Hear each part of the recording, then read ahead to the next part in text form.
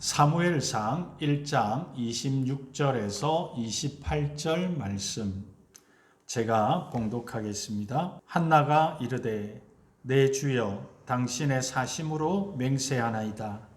나는 여기서 내 주 당신 곁에 서서 여호와께 기도하던 여자라. 이 아이를 위하여 내가 기도하였더니 내가 구하여 기도한 바를 여호와께서 내게 허락하신지라.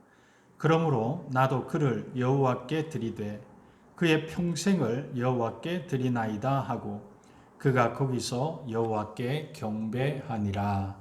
아멘. 오늘 이 시간에는 내게 허락하신 하나님이라는 제목으로 하나님의 말씀을 함께 살펴보면서 은혜를 나누고자 합니다.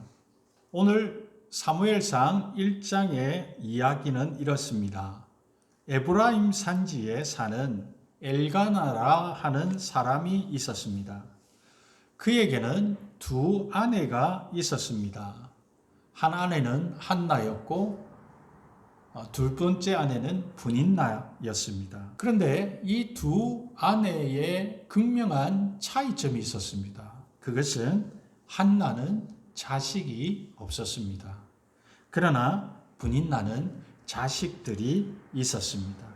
남편 엘가나는 한나를 무척 사랑했습니다. 그러나 이 한나의 적수인 브닌나는 한나를 심히 격분하게 하여서 그녀를 괴롭힙니다. 한나는 너무나 마음이 괴로워서 하나님의 전에 실로에 가서 간절히 기도를 합니다. 마음이 괴로운 한나가 만난 하나님은 어떤 하나님이십니까? 하나님은 우리의 기도에 응답해 주시는 좋으신 하나님이십니다. 27절에 보니까 이 아이를 위하여 내가 기도하였더니 내가 구하여 기도한 바를 여호와께서 내게 허락하신지라. 허락이라고 하는 히브리어는 나탄이라고 하는 단어인데 어떤 것을 어떤 사람의 손에 주다라고 하는 그러한 뜻입니다. 하나님은 한나의 간절한 기도에 응답하신 것입니다. 그러므로 그녀에게 아들을 주신 것입니다. 여러분, 한나의 마음은 어떠했을까요? 10절에 한나가 마음이 괴로워서 여호와께 기도하고 통곡하매라고 성경은 기록하고 있습니다. 괴로워서라고 하는 이 히브리어는 마르라고 하는 단어인데 이것은 쓰다, 괴롭다, 비통하다 라고 하는 의미입니다. 통곡하매라고 하는 히브리어는 바카라고 하는 단어인데 이것은 울다, 비통하다 라고 하는 그러한 뜻입니다. 그러니까 그녀의 마음은 너무나 비통하고 쓰고 괴로웠던 것입니다.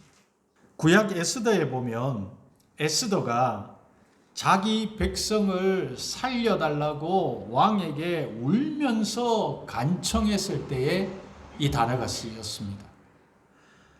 에스더 8장 3절에 보니 에스더가 다시 왕 앞에서 말씀하며 왕의 발 아래 엎드려 아각 사람 하만이 유다인을 해하려 한 악한 꾀를 제거하기를 울며 구하니.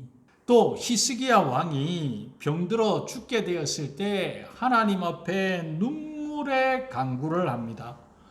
열왕기하 20장 3절에 여호와여 구하오니 내가 진실과 전심으로 주 앞에 행하며 주께서 보시기에 선하게 행한 것을 기억하옵소서 하고 히스기야가 심히 통곡하더라. 한나는 정말 마음이 괴로웠습니다. 비통한 마음으로 그 괴로운 마음을 가지고 하나님 앞에 기도했던 것입니다. 사랑하는 성도 여러분, 여러분도 마음이 괴로운 그런 문제를 가지고 하나님 앞에 통곡하며 기도한 적이 있습니까? 눈물, 콧물이 범벅이 되도록 울면서 하나님께 기도하신 적이 있습니까? 그런 적이 있다면 무슨 괴로운 일 때문이었습니까? 누구에게든지 인생을 살아가노라면 괴롭고 힘든 일을 당할 때가 있습니다. 그때 참 괴롭습니다. 슬픕니다. 그 상황을 이겨나가려면 힘이 듭니다. 때로는 좌절합니다. 낙심합니다. 그래서 그냥 다 포기하고 싶습니다. 그런 가운데서도 우리는 마지막으로 하나님께 아픈 마음을, 괴로운 마음을 가지고 하나님 앞에 기도합니다. 하나님에게 나의 비통한 마음을 아뢰는 것입니다. 고통 속에서 기도한 한나의 기도를 하나님은 응답해 주셨습니다. 19절에 보니 그들이 아침에 일찍이 일어나 여호와 앞에 경배하고 돌아가 라마의 자기 집에 이르니라. 엘가나가 그 아내 한나와 동침함에 여호와께서 그를 생각하신지라. 생각하신지라라고 하는 히브리어는 자카르라고 하는 단어인데 이것은 기억하다, 상기하다라고 하는 의미입니다.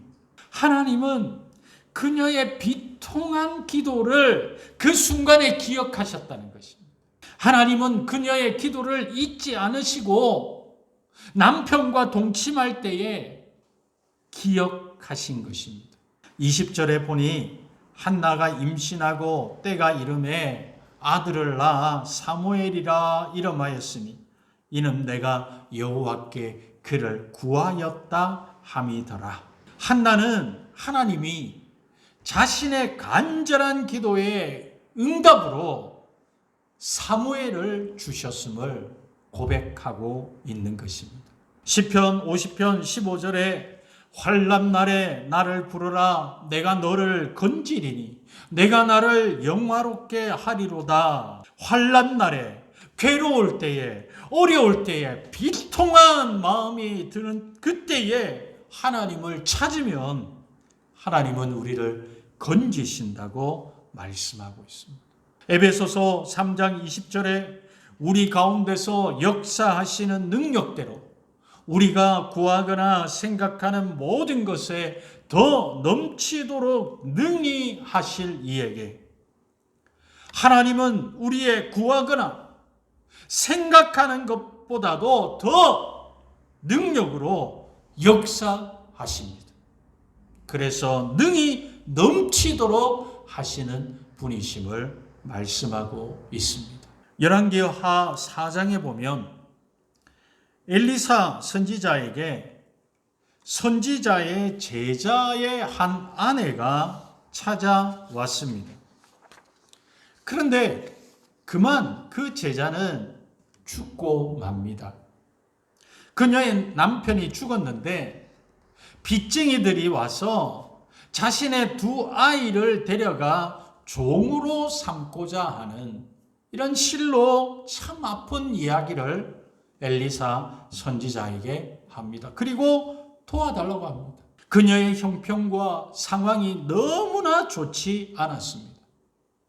그녀는 너무나 큰 고통 가운데 있었던 것입니다. 이에 엘리사 선지자는 그녀에게 집에 무엇이 있느냐고 물었습니다. 그녀는 자신의 집에 기름 한 그릇 외에는 아무것도 없다고 대답을 합니다. 선지자는 그녀에게 모든 이웃에게 빈 그릇을 댈 수 있는 대로 많이 빌려오라고 했습니다.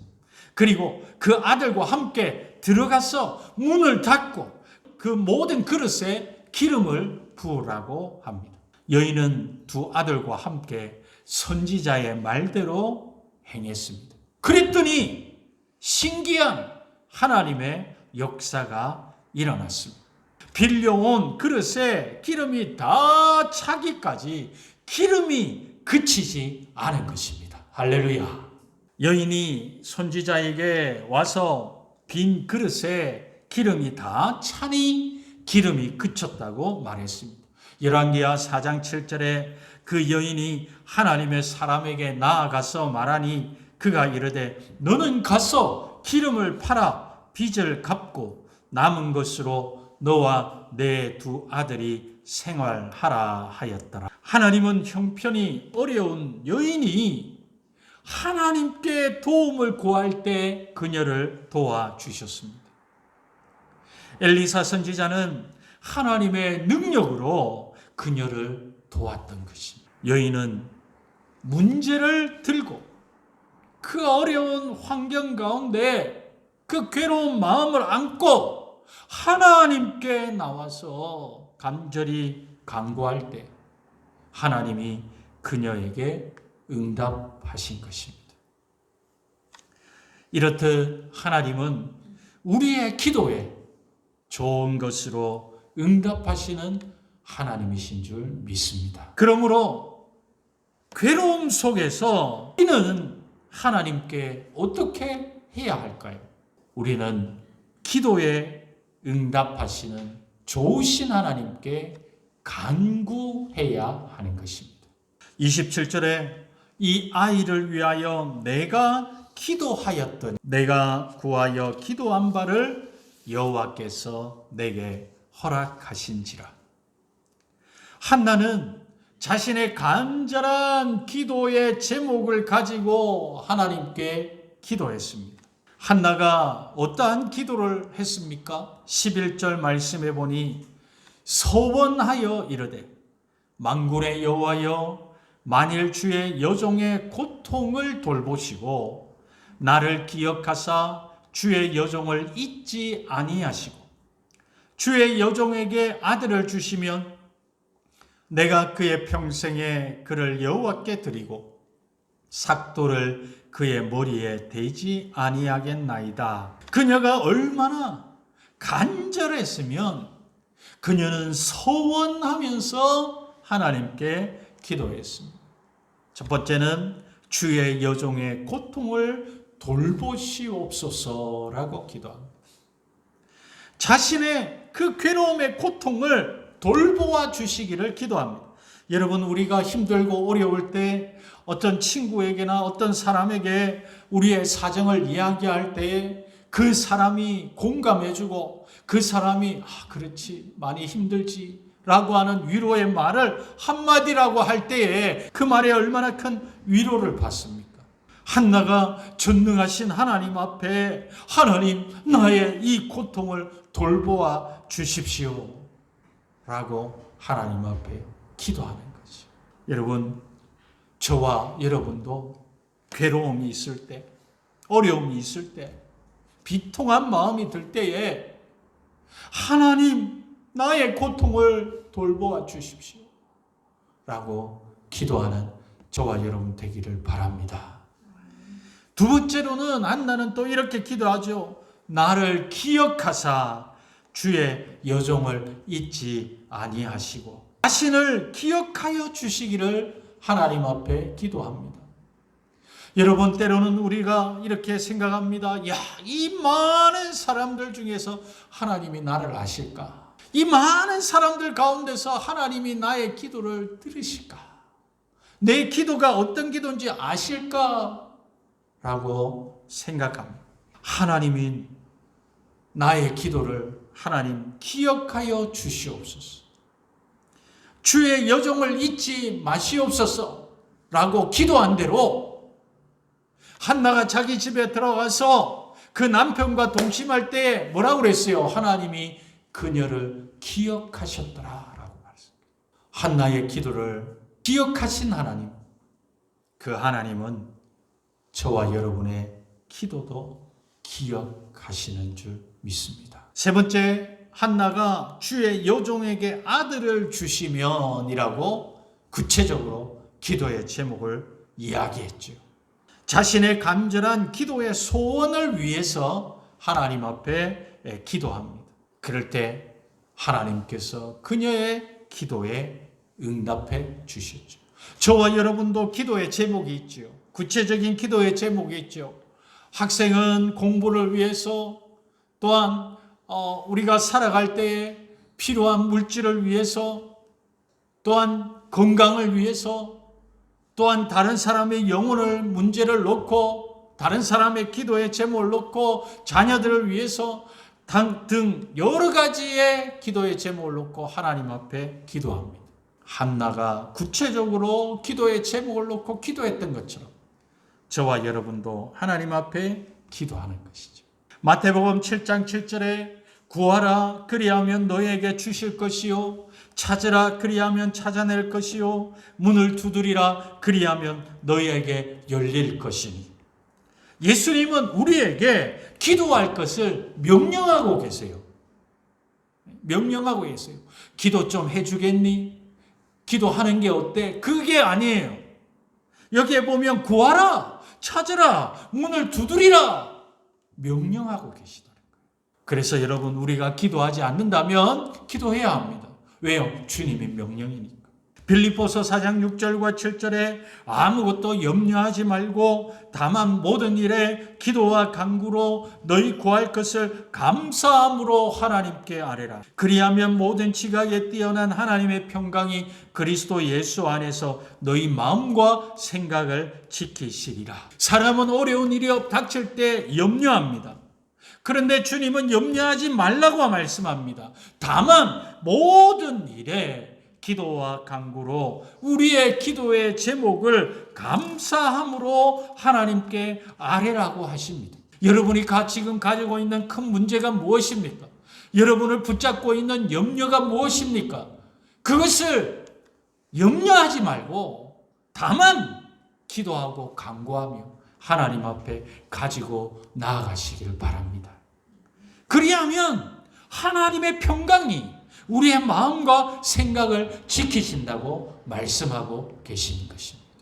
여러분, 하나님의 평강이 어느 순간에 옵니까? 문제가 있고 어려움이 있고 괴로울 때, 하나님 앞에 기도할 때 하나님의 평강을 우리가 체험할 수 있는 것입니다. 창세기 32장에 보면 야곱이 가족과 재산을 가지고 자신의 고향 땅으로 돌아오고 있었습니다. 그런데 자신의 형 에서가 자기를 만나러 군사 400명을 데리고 온다는 소식을 들었습니다. 야곱은 자신과 가족의 목숨이 위기에 있음을 알고 결사적으로 하나님 앞에 기도합니다. 창세기 32장 24절과 26절 말씀에 야곱은 홀로 남았더니 어떤 사람이 날이 새도록 야곱과 씨름하다가 했습니다. 여러분, 내가 참 너무 괴로울 때 남은 나의 괴로움을 모를 때가 많아요. 기도는 홀로 하나님께 하는 것입니다. 기도는 1대1로 하나님께 하는 것입니다. 야곱이 홀로 남았더니 라고 말합니다. 자신의 가족들도 많았습니다. 자신의 함께하는 사람들도 많았습니다. 그러나 한 사람, 야곱만 홀로 남았어요. 하나님 앞에 기도하는 것입니다. 그만큼 간절했다는 거죠. 그만큼 괴로웠다는 거죠. 26절에 그가 이르되 날이 새려하니 나로 가게 하라. 야곱이 이르되 당신이 내게 축복하지 아니하면 가게 하지 아니하겠나이다. 나에게 축복하지 아니하면, 내가 이 문제 가운데서 나를 건져주시지 않는다면 내가 당신을 놓을 수 없습니다. 여러분, 우리가 때로는 이런 마음이 있어야 할 줄 믿습니다. 근질기게 하나님 앞에 결사적으로 하나님 앞에 기도해야 하지 않겠습니까? 호세아서의 12장 3절과 4절에 이렇게 말합니다. 야곱은 모태에서 그의 형의 발 뒤꿈치를 잡았고 또 힘으로는 하나님과 겨루되 천사와 겨루어 이기고 울며 그에게 간구하였으며 하나님은 베델에서 그를 만나셨고 거기에서 우리에게 말씀하셨나니. 야복강가에서 홀로 남아 이 기도했던 그 모습을 말씀하는데 울면서 그에게 간구했다라고 말합니다. 하나님은 야곱의 기도를 들으시고 그에게 응답하셨습니다.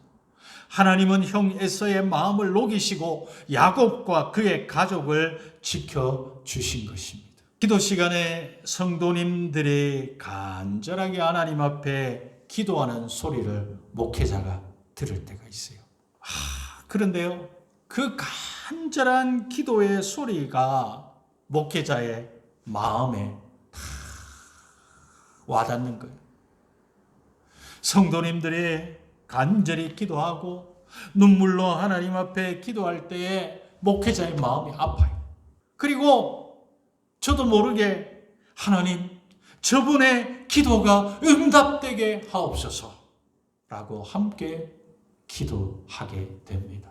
여러분, 목회자의 마음도 이렇다면 하나님 아버지의 마음은 얼마나 더 하실까요?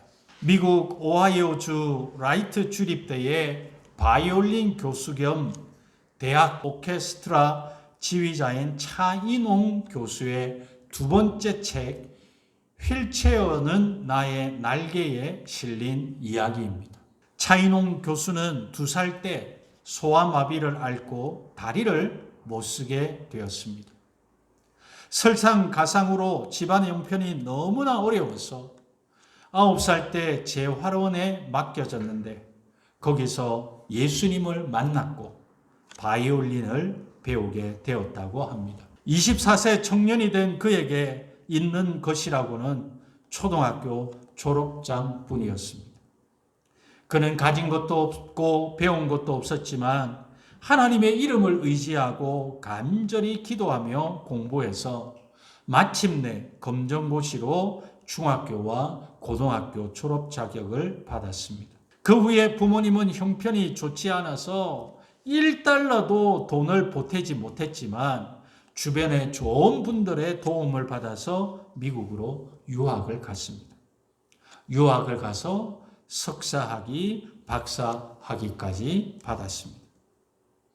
문제는 그 다음이었습니다. 미국에서 대학 교수가 되려고 하는데 어느 학교에서도 그에게 문을 열어주지 않았습니다.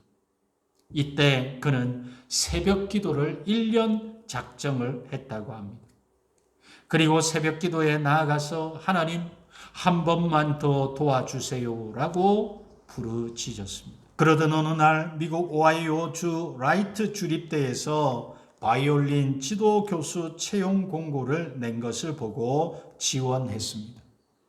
경쟁률은 차인홍 교수가 지원한 그 시점에 이미 83대 1이나 되었고 지원자 중에는 이미 다른 대학에서 가르치는 교수가 7명이나 있었다고 합니다. 그러니 그가 할 수 있는 것은 기도뿐이었다고 합니다. 그는 원서를 낼 때부터 최종 발표가 날 때까지 7개월간 새벽 기도를 드리며 기도의 마라톤을 달렸습니다. 그 결과 기적처럼 교수로 채용되었습니다. 그 후 그는 7년 만에 만장일치로 종신 교수가 되었고 자신과 같은 장애를 가진 아이들을 위해 장학재단을 만들어 세계의 장애 아동들을 돕고 있습니다. 그가 쓴 책의 인쇄 역시 장애 아동을 돕는 데 사용되고 있습니다. 그는 책에서 지금까지 인도하신 하나님께 감사하며 다음과 같이 이야기하고 있습니다. 내 인생을 뒤돌아보면 소아마비로 걸을 수 없었던 2살 때부터 나의 앞에, 뒤에, 그리고 좌우에 누군가 계셨다는 사실을 깨닫게 됩니다. 나는 천재나 부자도 아니었으며 남다른 신체적 조건을 가진 사람도 아니었습니다. 그런 내가 무언가를 조금이라도 이룬 것이 있다면 그건 내가 이룬 게 아니라 나의 앞뒤 좌우에 계신 하나님이 이루신 것입니다. 나를 빚으시고 나를 이 땅에 태어나게 하시고 나를 이끌어 여기까지 오게 하신 내 인생의 마에스트로. 마에스트로란 말은 대음악가나 명지휘자를 이르는 말 아닙니까? 내 인생의 마에스트로이신 그분께 감사를 드립니다. 라는 말을 했습니다. 시편 145편 18절과 19절 말씀에 여호와께서 자기에게 간구하는 모든 자, 곧 진실하게 간구하는 모든 자에게 가까이 하시는도다. 그는 자기를 경외하는 자들의 소원을 이루시며 또 그들의 부르짖음을 들으사 구원하시리로다. 차인홍 교수님은 뿐만 아니라 저와 여러분도 하나님 앞에 간절히 기도할 때 하나님이 역사하실 줄 믿습니다. 하나님은 우리에게 응답하시는 분이시므로 우리는 간절히 하나님께 기도해야 할 줄 믿습니다. 저는 말씀을 맺으려고 합니다.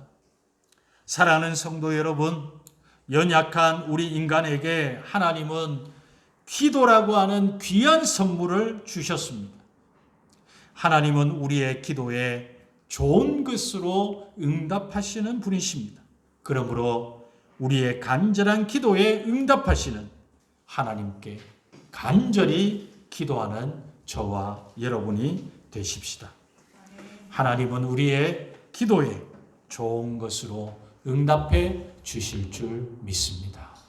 이러한 저와 여러분이 되기를 주님의 이름으로 부탁합니다.